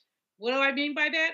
These people want to make sure they're on MSNBC. They don't want to they want to keep their sponsors. They want to keep their access. They're Washington insiders. They still want to be Washington insiders. Don't be surprised if you don't see them turning up at the White House for some party or some event or something like that, because that's what's going to happen. Basically, they are, Areva Martin's husband has a word for it, and I forgot it. I was thinking about it when she was talking. But anyway, it's just about basically, for a better word, star effing. But there's a better word. He had a much better word. Ernest Martin. But anyway, the bottom line is they're scurrying for favor. They don't want to be left out. Scarborough has always been kind of more of a centrist. He's not a progressive. Mika a little bit more so. But that's not the point. The point is that what you're seeing is a lot of scrambling. I'll call him 47 because I don't want to call his name. We used to call him 45. Reverend Barbara and I used to call him 45, but 47 has said he's going to get revenge. He's going to get revenge. I got a call from a colleague after we did the State of the Black World Conference here in D.C. on Thursday last week. A brilliant job by Dr. Ron Daniels. And I said, of course, what I always say, with a little economic splice in there. And this sister called me and she says, and she's a Republican. She said, you need to be careful. I said, what? She said, they're watching all y'all. You need to be careful. I said, so what would you have me do? She said, I'm your friend. She was actually, I think she was on a Delta line before mine or after, I don't remember. But she's like, they're watching y'all. And I believe that so they're watching us. This is not going to change my ways or my days. But the fact is that he's promised retribution. He's going to get retribution. There are no firewalls between the Congress, the Senate, the court, and him. So given all that, he pretty much can do whatever he wants to do. And if you are pulling down a few mil at MSNBC, and you used to be a congressperson, you were National Security Advisor's daughter, y'all want to stay in the in crowd. And so the way you're going to stay in the in crowd is to kiss behind. And that's what they've been doing. They've been kissing behind. I think it was a horrible, I think just do you, boo. But I don't think it doesn't give me any confidence in them, and I don't know if it gives any other people, their listeners, their viewers, any confidence in them either, because what they're basically saying, he could talk about me like a dog, he could do this, he could do that, and I'm gonna still go to Mar-a-Lago and kiss his behind. So I hope you like the taste of, you know what, when you kiss in the behind of someone whose diaper spilled. That's all I have to say. So, Eljoy, something that you said had me thinking. So many of us are in this kind of, I don't even know how to explain it, this zone where we're so frustrated with the news and so on and so forth. You said that you gave your staff instructions about what they should be doing going forward. So kind of going off of that, what are your instructions in terms of how we should be dealing with situations like this, where we feel like our media networks that some of us may have favored were the face of the resistance or the face of some form of criticism, and they don't seem to do that anymore? We see the Washington Post and the LA Times that decided that they weren't going to endorse a candidate, and people felt like they were falling off as well, and they were acquiescing. What type of advice are you giving to your staff? And in addition to that, what advice would you give for us who are just feeling this sense of hurt by these, what many people are calling betrayals? Yeah. I think it's important for you to invest your time and your eyeballs into institutions that serve you. And for me, these institutions are entertainment institutions. They are, as Dr. Malveaux said, they are part of the system of predatory capitalism. They are trying to maintain eyeballs in order to maintain ad revenue, in order to increase shareholder revenue. That's what they're for. And so once you understand that, then you can detach yourself from this personal connection that we seem to have built with some of the folks that are reporting quote unquote news. I remember a time, my grandmother, and watching news with my grandmother, she watched a particular channel because she trusted the news from that particular person that, they were giving her facts, they were giving her the information.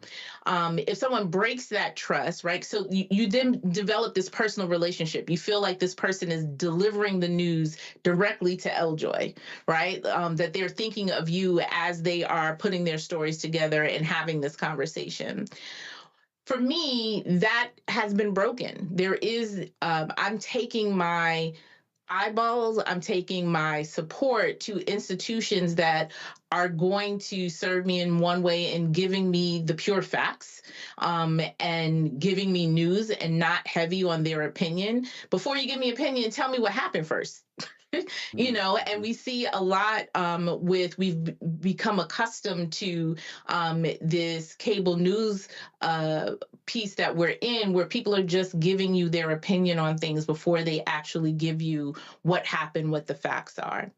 And so with that, I'm divesting from those institutions and instead investing in local news, in community news, in NPR, and sort of other places that can give me. And I don't want just an echo chamber. Let me make sure that people understand that, because I read from 36 different sources every morning for my 2 hours in reading news. I read from 36 different sources, some that are more progressive leaning, some that are more conservative leaning, just to understand what is happening all across the country. And I think we don't have to settle for what is being presented. We can make moves by moving our eyeballs and turning the clicker away from these institutions that are really about, the bottom line, and not necessarily about giving us the facts and giving us information so that we can make decisions to support or not support, to protest, to challenge, and to engage in our own governance, I would say. Well, you're talking about shifting those eyeballs, as Reverend Carr says in our commercials. People need to bring their eyeballs home. And it's going to be sad to see so many of these other networks and individuals just acquiesce in advance. But you all know here on the Black Star Network, we're going to keep it real. And so we hope that those eyeballs continue to grow with us as well. As Roland Martin said last week, she started with like 1,500 subscribers or something and reached 1.5 million last week. And we're approaching 2 million. So that's our goal right now. So we hope that many people will follow L-Joy's advice and bring those eyeballs right over here to the Black Star Network as well. And we're going to be keeping an eye on what's happening at SNBC as well. It's great and important advice for any. Well, I would also advise people to look at international news, to look at The Guardian, to go to allafrica.com. I mean, one of the biggest challenges I find is that we have this tunnel vision about the United States, like we're the only place in the world. And we start looking at Africa news, I mean, South American news. I think it's really important in there. I find, I mean, I am a CNN junkie, I'll admit it. But lately, I start to turn that mess off after 30 minutes in the morning. I do my prayer call, then I pray for the fools. And what has happened in my observation with CNN is that too many of the anchors have too many opinions. In other words, this woman was on last week and somebody brought up the issue, the stupid Republican commercials about trans people. And she said, well, I have 2 little girls and I'm just worried that some boy on a football field. And I'm like, give me a bloody break. That did not belong in the conversation. So we have to not only be discerning, but get out of the United States. Listen, watch BBC, something else, because when other people look at us, they see how flawed we are. We have had this myth of American exceptionalism, and it was a myth, but it held for any number of reasons. But this Trump nonsense makes it clear that there's nothing exceptional about this country. That when they say make America great again, when was it great? When was it great for Black people? When was it great for poor people? People have to be discerning about, I used to say years ago, there's a reason I don't like white people's sitcoms. Because when I open my door and let those fools in my house, if you're looking at some of this, no, they couldn't come in my house. So why would I watch them on television? And that's beginning to be the way I feel about some of this news. I mean, I watch Simone. I love her, love her, love her. I'll watch Abby sometimes. But basically, this is corporate media on steroids. No, absolutely. And I think that at the end of the day, it just really comes down to what both of you all are saying. We have to figure out a way to get people to enhance critical thinking. And part of critical thinking is diversifying sources. And this is a great opportunity, as some of us are getting so disappointed with these networks and hosts that we respect on many levels, to start to do that right now. This is a great time to do that. So both of you all gave us powerful advice. The Guardian said that, this is their plan to stand up to Trump over these next 4 years. Are some of these journalist outlets going to do that here? We'll wait to see, because we know what we're going to do right here. We'll be right back with more Roland Martin Unfiltered on the Black Star Network.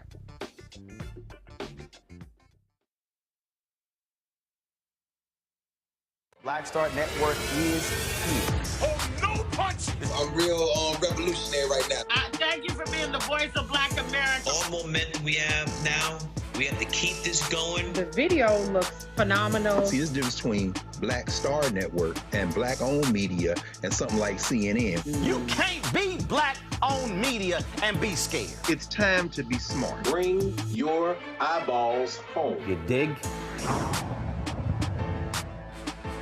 When you talk about Blackness and what happens in Black culture, covering these things that matter to us, speaking to our issues and concerns. This is a genuine people-powered movement. There's a lot of stuff that we're not getting. You get it, and you spread the word. We wish to plead our own cause. Too long have others spoken for us. We cannot tell our own story if we can't pay for it. This is about covering us. Invest in Black-owned media. Your dollars matter. We don't have to keep asking them to cover our stuff. So please support us in what we do, folks. We want to hit 2,000 people, $50 this month, raise $100,000. We're behind 100,000, so we want to hit that. Y'all money makes this possible. Checks and money orders go to P.O. Box 57196, Washington, D.C. 20037- 0196. PayPal is rmartinunfiltered. Venmo is RM Unfiltered.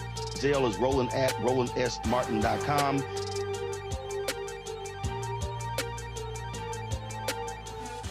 Farquhar, executive producer of Proud Family. Bruce Smith, creator and executive producer of the Proud Family, Louder and Prouder. And you're watching Roland Martin Unfiltered.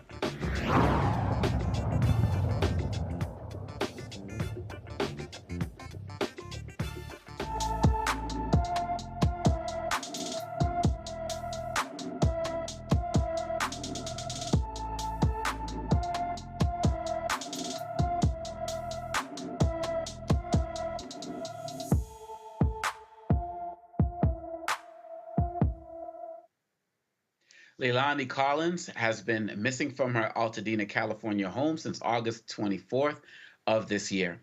The 15-year-old is 5 feet tall, weighs 109 pounds, with black hair and brown eyes. Anyone with information about Leilani Collins should call the Los Angeles, California Sheriff's Department at 626-798-1131. The prosecution in the trial of a former Marine accused of the chokehold death of Jordan Neely on a New York subway rested its case today. Daniel Penny's attorneys moved for a mistrial again after the medical examiner mentioned the word homicide during Friday's testimony when discussing Neely's cause and manner of death. Penny is not on trial for murder. He's charged with criminally negligent homicide. His attorney argued that the witness's use of the word murder could be prejudicial. The judge ordered the word to be stricken from the record and continued the trial. The defense maintains Neely died from complications of sickle cell trait and not strangulation. However, the medical examiner said she believed Neely would have died from asphyxiation, whether or not he had sickle cell trait. Testimony is expected to conclude before Thanksgiving. Penny is facing up to 15 years in prison. Eljoy, you are in New York. What is the vibe there? What are people seeing? What are they saying about this tragedy? Well, first, people were disappointed in the person not being charged with murder going forward, straight out. And that's probably the reason why you would see a witness mention that on the stand.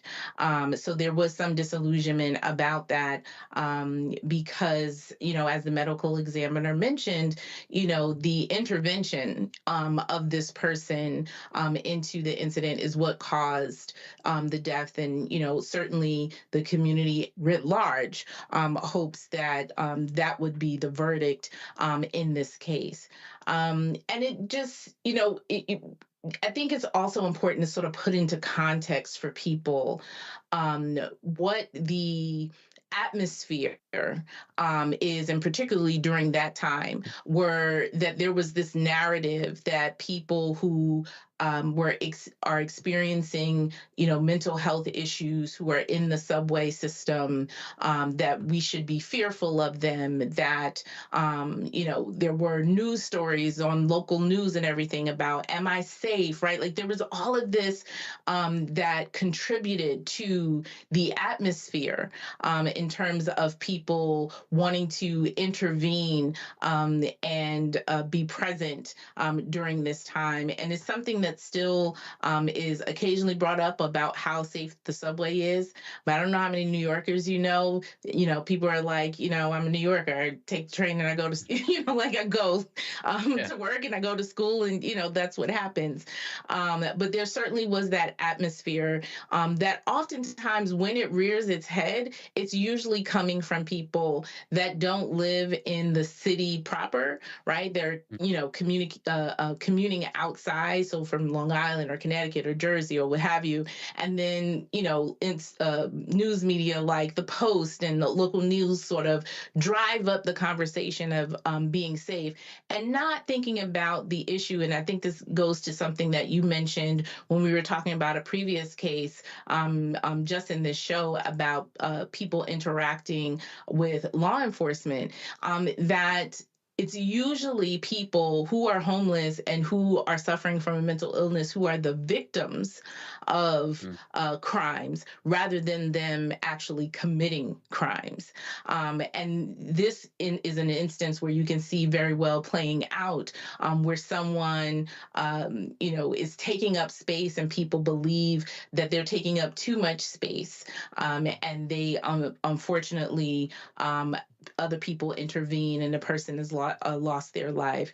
So I think about those things when those conversations come up about public safety and about, as Dr. Malveaux said, white people being fearful and what kind of atmosphere that creates for other vulnerable populations in our communities. And no matter what the facts may say, like I mentioned, that it is usually people who are suffering mental illness or who are homeless that are victims of crime, what the narrative ends up being is that they are thrusting crime upon us and they are making us unsafe. And then you result in the situations like this.